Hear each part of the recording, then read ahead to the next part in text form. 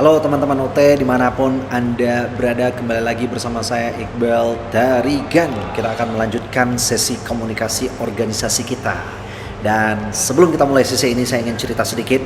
Ini cerita yang sangat relevan dengan materi kita pada kesempatan kali ini. Jadi suatu waktu saya tuh pernah melatih tenaga kesehatan. Ya sebut saja mereka ini tenaga kesehatan, ada banyak sekali ya di kota saya itu.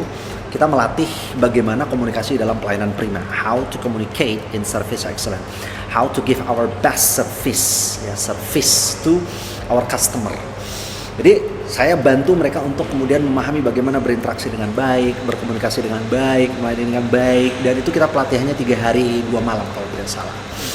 Nah, pulang-pulang mereka dari pelatihan itu, beberapa waktu setelah itu mereka WA saya. Saya dapat kabar bahwa ternyata ini dianggap aneh di institusi saya gitu. Ini dianggap aneh di semacam institusi kesehatan lah, di mana tempat saya melayani pasien gitu ya. Saya nggak sebutkan apakah itu puskesmas atau rumah sakit ya. Loh, saya heran juga, ternyata ada loh orang yang sudah di training, sudah dapat ilmu, sudah semangat untuk mengamalkan, tiba-tiba kembalinya dia di lingkungan kerja dia dianggap aneh gitu. Dan ini kan mempengaruhi dari motivasi kerja seseorang. Saya tanya kenapa dianggap aneh? Ya itu nggak lazim dalam praktek di sini.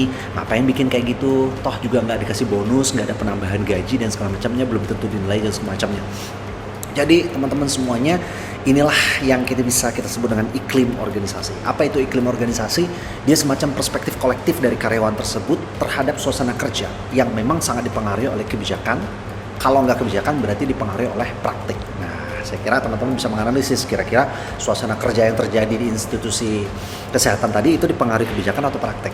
Secara kebijakan udah clear sih, mereka akan dilatih dan perwakilan sudah dikirim untuk dilatih. Saya narasumbernya, tapi sekembalinya dari situ kemudian dianggap aneh mereka segelintir yang sudah dilatih ini oleh kebanyakan dari karyawan yang ada di situ, karena itu tidak menjadi praktik yang relevan dan tidak menjadi sesuatu yang menjadi budaya gitu ya. Nah teman-teman, iklim sebuah organisasi bisa jadi positif, bisa jadi negatif. Dan lebih lanjut kita akan deep dive dalam sesi berikut ini. Standby dan aktif berdiskusi ya.